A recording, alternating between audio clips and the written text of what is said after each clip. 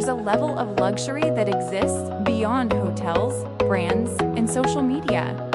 This villa lives in that world.